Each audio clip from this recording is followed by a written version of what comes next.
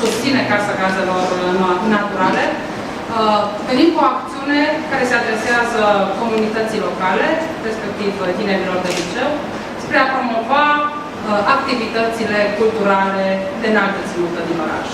Am să dau cuvântul mai departe profesorilor voștri spre a desfășura ceea ce se numește nu putea să învăț niciodată.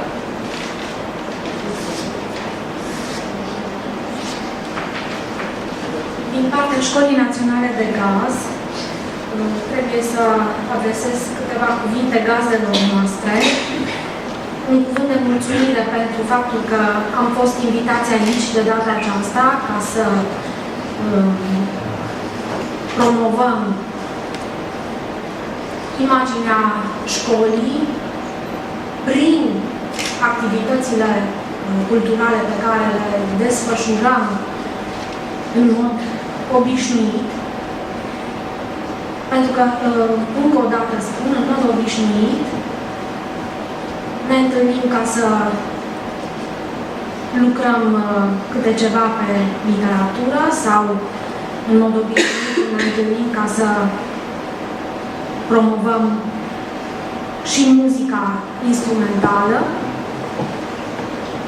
În mod obișnuit, suntem unii cu alții ca să ne aducem aminte de câte un om la lună, iar luna aceasta, omul pe care îl aniversăm este Mihai Eminescu.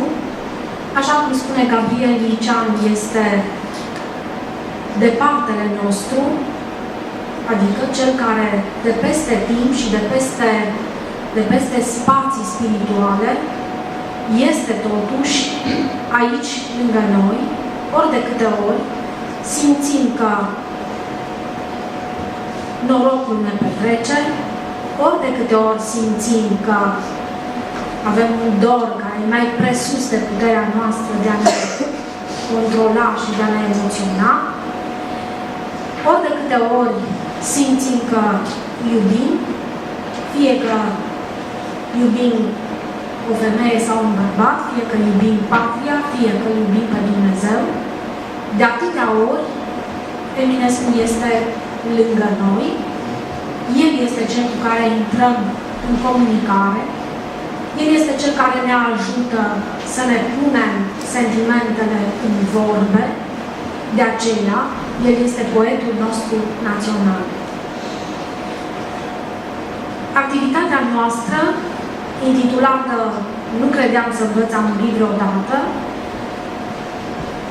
un vers din Oda Metru Antic, vrea să ne aducă aminte că suntem datori cu această întâlnire cu poetul național nu doar la 15 ianuarie, ci ori de câte ori ne amintim că suntem muritori, că suntem niște ființe în trecere prin universul acesta și de asemenea vrea să ne aducă aminte că dincolo de moartea pe care o învățăm zi de zi, ceas de ceas, există un alt rând nemuritor, rândul acela al cuvântului, acolo unde suntem contemporani, nu doar cu Eminescu, ci cu tot șirul de poeți care i-au urmat, suntem contemporani cu toți eroii care au contribuit la ridicarea ființei noastre naționale.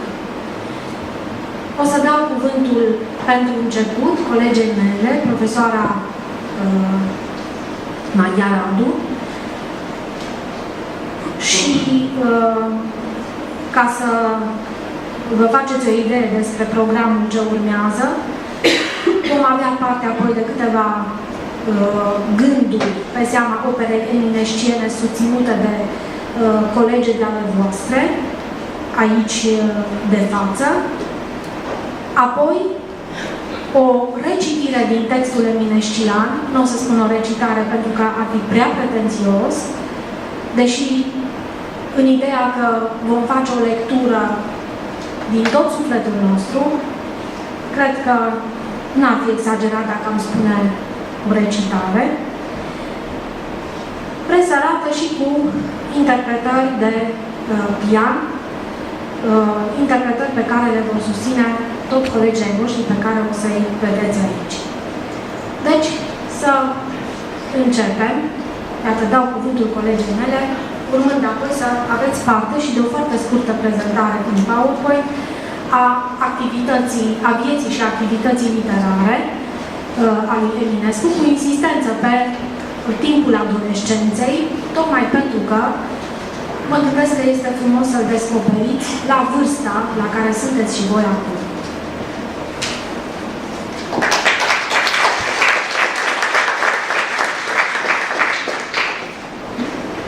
Bună ziua, dragii mei!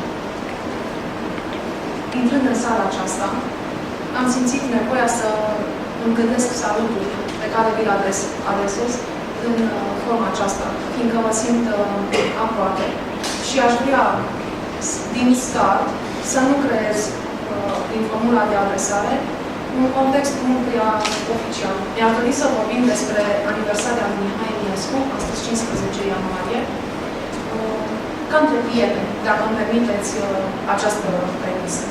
Mi-am pus problema ce înseamnă a aniversa nașterea cuiva, a unei ființe. Mi-am dat seama că este un moment în care îți regândești, îți revizuiești, da? Sentimentul pe care poți acele ființe pe care o aniversezi. În cazul de față, mi-am dat seama că este vorba despre opere. Că îmi regândesc lectura, da? Cu cartea eminesciană. Și ca într-o peliculă de cinema, mi-am revăzut toate etapele fundamentale în care viața m-a pus în relație cu această carte. Pornind de la cartea cu file îngălbenite, dar extraordinar de sugestivă pentru mine, cu care profesoara mea de română intra în sală și ne propunea lectura textului și interpretarea. De la acel moment am rămas cu gândul, profesorul, cartea și dialogul. Ne despărțeam, având în minte cartea și ideile cu care mă îmbogățeam și plecam apoi acasă. În timp, plecând din liceu, studenția a mai așezat o imagine importantă pentru mine în legătură cu cartea, cu opera eminesciană. Văd acum cursul Eminescu, cu toate temele și structurile poetice pe care universitarii mi le descriau nouă studenților. Am învățat temeiurile iubirii, temeiurile vieții, ale morții, ce înseamnă istorie, ce înseamnă vis, ce înseamnă univers compensatoriu, ce înseamnă să gândești în căutarea unei patrii cosmice în care să locuiești sau să-ți găsești locuirea, să-ți construiești locuirea. Am ajuns la momentul în care, în Biblioteca Universitară Clujană, am avut ocazia și, să mă credeți, emoția momentului în care, într-o sală specială, nouă studenților mi s-a arătat manuscrisele eminesciene. Am stăruit preț de câteva secunde cu privirea asupra scrisului poetului, da? Gândindu-mă că până la momentul acela n-am făcut decât pași de apropiere de acel departe de care și colega mea vorbea anterior cu termenul lui Gabriel Liceanu. Mă gândesc acum că aniversarea aceasta nu e decât prilejul de a regândi lectura și apropierea de opera eminesciană. Și, așa cum spune și Mircea de în cărți pascale sau un manual pentru necesitatea unui manual al perfectului cititor, cred că volumul eminescian nu poate să lipsească din biblioteca noastră, din parcursul nostru de cititor perfect.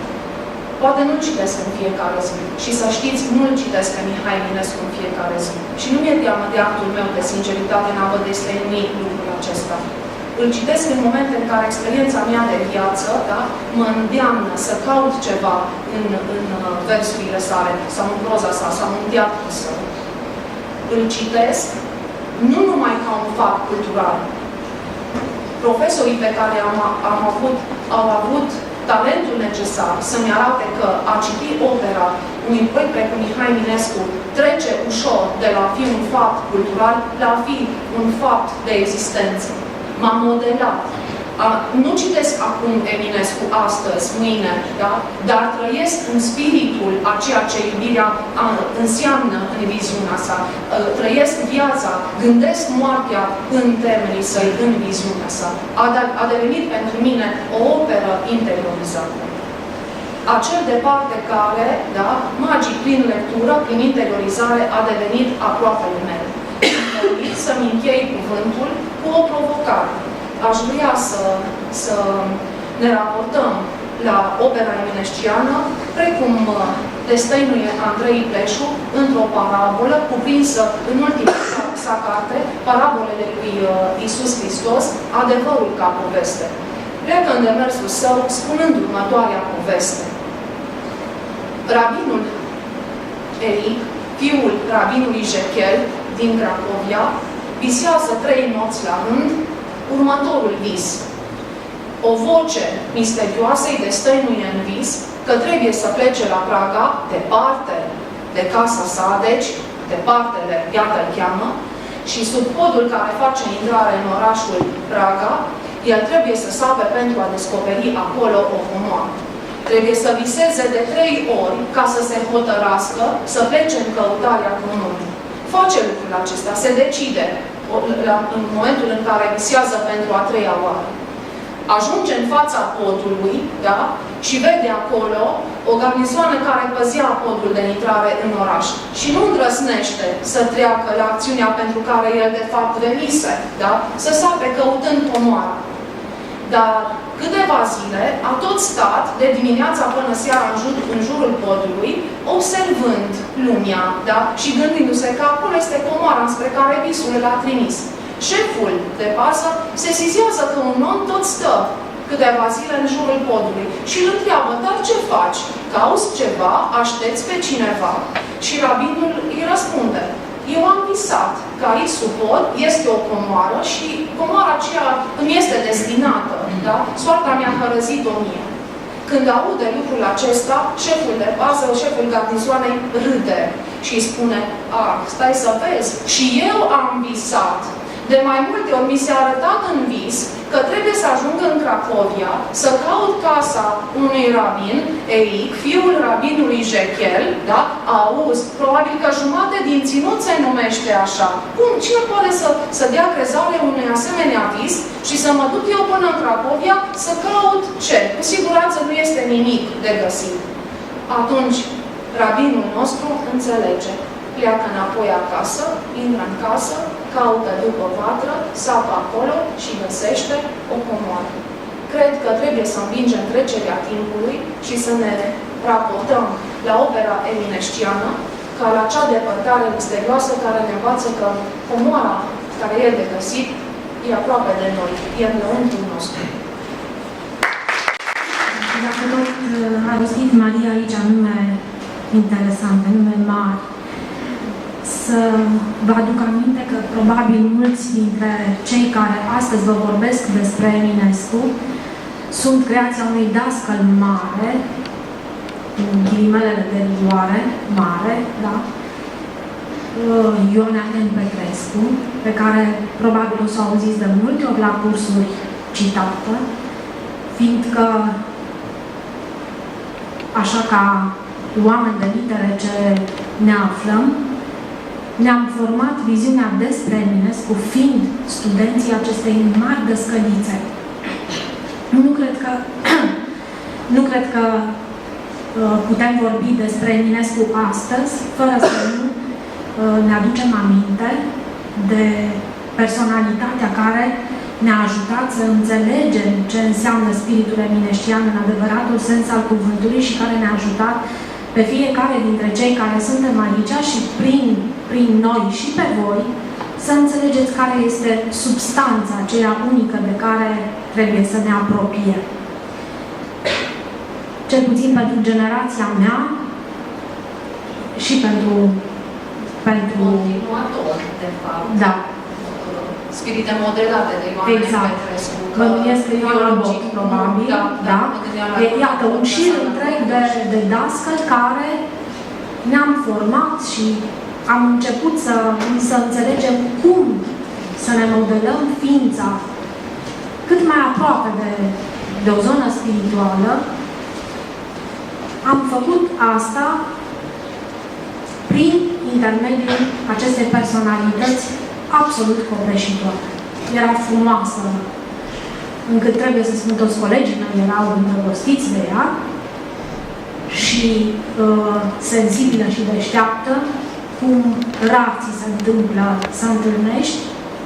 Cu alte cuvinte, iată, este dascălul pe care, vorbind despre Eminescu, trebuie să mi-l aduc astăzi aminte. Următorul moment îl dedicăm biografiei eminesciene, dăm cuvântul profesorului Otin Cichi. Bună ziua! Eu vă voi vorbi foarte pe scurt despre biografia lui Eminescu.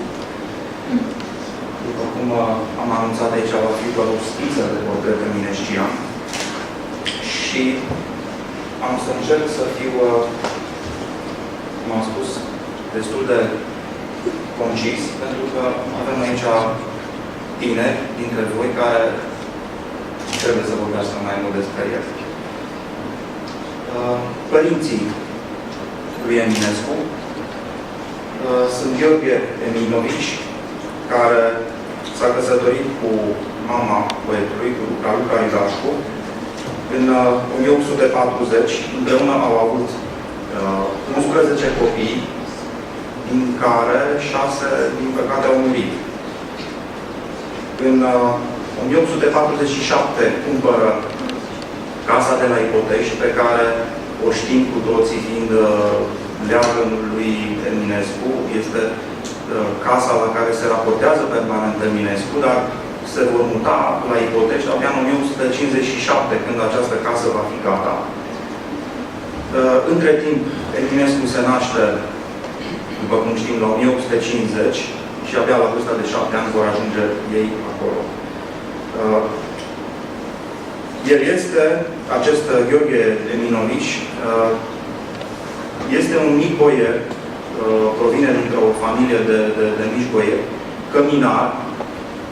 Bănuiesc că nu știți ce este această meserie. Astăzi nu se mai practică, dar o formă a acestei meserii există și astăzi. Căminarul este un fel de agent fiscal care colecta taxele pe băuturile spiritoase. Această casă, la Ipotești, este o casă destul de izolată și este un mic conac, de fapt. Ceea ce dovedește că familia lui Eminescu era o familie destul de înstărită, dar nu trăiau în lux, totuși.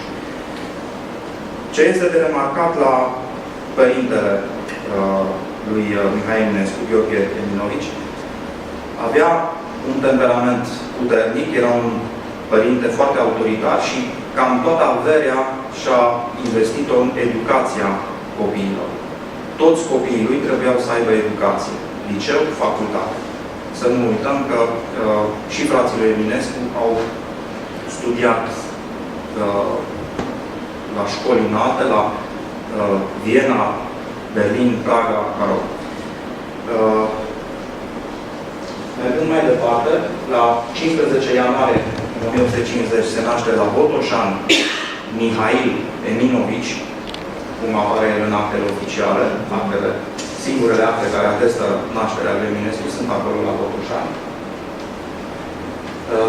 În 1858 este înscris în clasa a 3-a la Cernăuți, acolo își începe studiile Eminescu. În 1860 promovează clasa a 4-a a școlii primare, clasându-se a 5-lea din cei 82 de elevi. Asta dovedește că era un elev foarte, foarte bun, foarte silitor, citea enorm de mult, un pic împrăștiat, aș spune. Îi se cuvine unui geniu să fie un pic împrăștiat. În ce sens? Nu a studiat consecvent și a mai întrerupt studiile.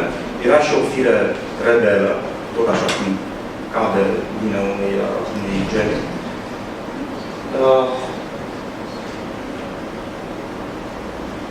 În 1865,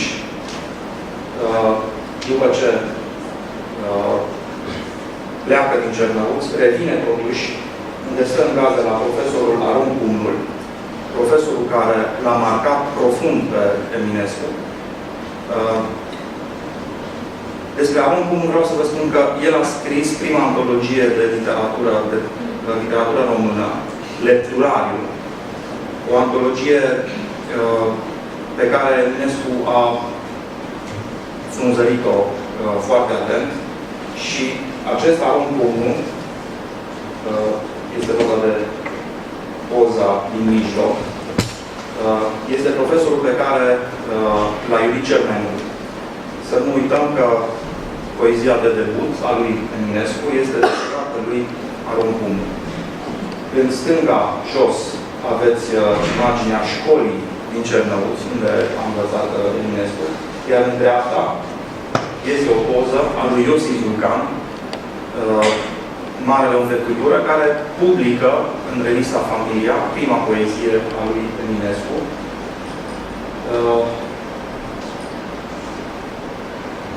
În 1866 moare Aron Pumnul și elevii acestuia au dedicat o broșură acestui mare profesor. Tot aici, în această broșură publică și Eminescu poezia la mormântul lui Aron Pumnul, semnată Eminovici, privatist. Deci încă purta numele de Eminovici. Cel care îi va schimba numele în Eminescu este acest Iosif Vulcan, care propune numele de Mihai Eminescu și din momentul acesta poetul nostru va semna doar Mihai Eminescu. În același an, 1866, pleacă din Cernăuți, pleacă definitiv, vine în Ardeal, tot la îndemnul lui Aron Pumnul. El este cel care i-a vorbit foarte mult despre românismul din Ardeal, despre mișcarea școlii ardelene, despre mari oameni de cultură de aici, din Blaj, de aproape de noi. Vine la Blaj, vreau să vă spun că a plecat pe jos, cu un băț și o desagă. A ajuns până în Târgu Mureș. Din Târgu Mureș a venit cu căruța, au ajutat niște oameni care au fost foarte încântați de ce au auzit povestind cu el. La Blaj a petrecut 4 sau 5 luni de zile încercând să-și termine studiile. Eminescu a aplicat și el un examen la greaca veche. Din cauza acestei materii, nu și-a putut termina studiile la Blaj, a plecat mai departe la Sibiu. Am să revin acestui episod pentru că este vârsta la care sunteți și voi, vârsta adolescenței și poate vă interesează mai mult această vârstă a lui. Mergând mai departe, 1869 este un alt an important în viața lui, este anul în care taică-so pune mâna pe el, pe rebelul Eminescu, care a plecat de acasă și preț de 3 ani de zile n-a dat niciun semn despre el. Și obligat, forțat cumva, îl trimite în septembrie la Viena, îl înscrie la facultatea din Viena. În 72, în primăvara lui 72, o cunoaște pe Veronica Micle. Știm cu toții, Veronica Micle este marea iubire a lui Eminescu. O iubire puternică, o iubire adevărată, despre care citim în romane, vedem filme. Este o iubire atât de puternică Vă spun mai atâta, Veronica Micle s-a sinucis în 3 august, după moartea lui Eminescu, nici măcar o lună n-a trecut, nu a putut trăi fără el. În 1874, Eminescu revine în țară și la propunerea lui Titu Maiorescu devine director la Biblioteca Universitară din Iași și începe să participe activ la ședințele Junimii. În 1875 îl întâlnește pe Ion Creangă. În această perioadă Eminescu este revizor școlar, umblă ca inspector, am spune astăzi, din școală în școală. Îl cunoaște pe Creangă. Tot el este cel care îl va introduce și la Junimea. Devin prieteni, știm despre această prietenie legendară, aș putea spune.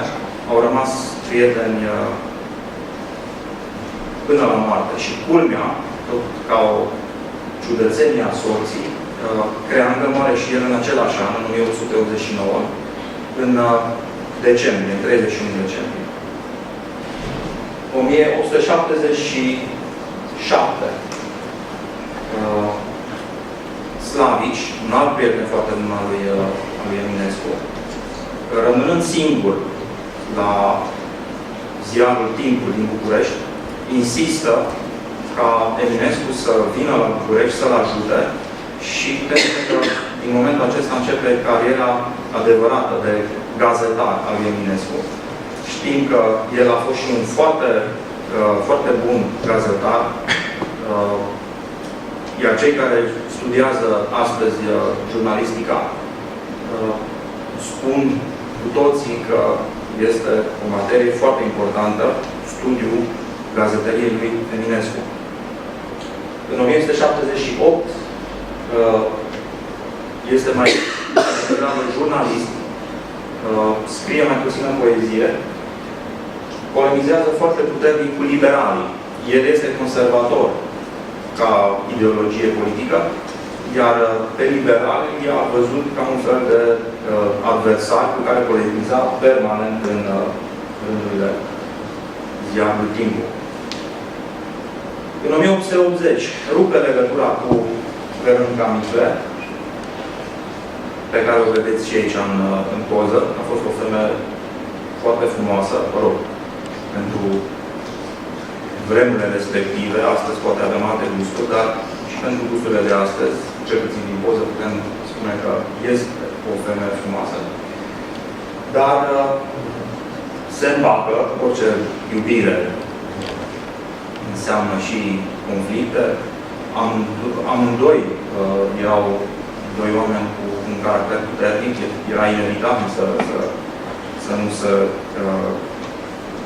certe la un moment dat, să folosesc și un cuvânt banal. Dar în 82 se reapropie de Veronica Micle, care îl și vizitează la București, rămân o bucată de vreme împreună. Eminescu, în același an, în 82, citește la Junimea o primă variantă a poeziei lui Ceafăru, poate cea mai importantă opera lui Eminescu, care va fi publicată în Almanacul României June la Viena. În 1884, Eminescu deja este suferind, este internat la sanatoriul din Plötingen, de lângă Viena, este vizitat de Maiorescu, care cu această ocazie îi și aduce volumul de poezii care a apărut. Din păcate, Eminescu nu a putut fi prezent la apariția propriului său volum, dar Maiorescu îi aduce volumul la Viena. În același an, în 84, Iosif Vulcan publică în revista Familia poemul lui Ceafărul, în varianta volumului de poezii. Preia din volumul de poezii și publică Ceafărul și în revista Familia. În 1888, Negruții și Cogălnicianu inițiază proiectul de lege pentru acordarea unei pensii lui Mihai Eminescu. Și-au dat seama la momentul acela că au nevoie de un poet național și acest poet național trebuie susținut și material. Iar regele a fost cel care a și semnat acest decret în care i s-a acordat lui Eminescu, doar pentru că este regele poeziei, cum se spunea la momentul acela, i s-a acordat o pensie viageră. În aprilie, în același an, Veronica Miglă vine la Botoșani și îl convinge pe Eminescu să se mute la București, poetul sperând în acest an să se reintegreze și în viața publicistică. Dar, în 89, în februarie, boala revine, este internat în sanatoriul doctorului Șuțu și în 15 iunie, dimineața, unii spun că pe ora 4, a încetat să a murit Eminescu și în 17 iunie este înmormântat în cimitirul Belu. Acolo este și astăzi. Lângă el este înmormântat și Caragiale și Sadoveanu. Iar, cum am spus, în 3 august, la Vărate, moare și Veronica Miglă. Aveți aici 4 poze, cele mai cunoscute poze ale poetului. Prima, care vreau să spun că am convingerea că există în biblioteca fiecărui poet, fiecărui dascăl de română din țară. Este cea mai cunoscută imagine a tânărului poet. Este făcută în 1869 la Viena. A doua poză este făcută în 1878, iar cele două poze de jos, cea în costum alb, este făcută în 1985 și ultima poză este făcută în 1887. Eu cu asta închei și vreau doar atâta să vă mai spun. Este într-adevăr poetul național, dar aș vrea să descoperiți voi că este într-adevăr poetul național, că este probabil cel mai important poet român. Nu pentru că așa vi se spune la școală sau pentru că așa ați auzit peste tot, m-aș bucura dacă l-ați descoperit voi pe Eminescu, citindu-l, recitindu-l și poate reuși să trăiți prin el ca și mulți alții.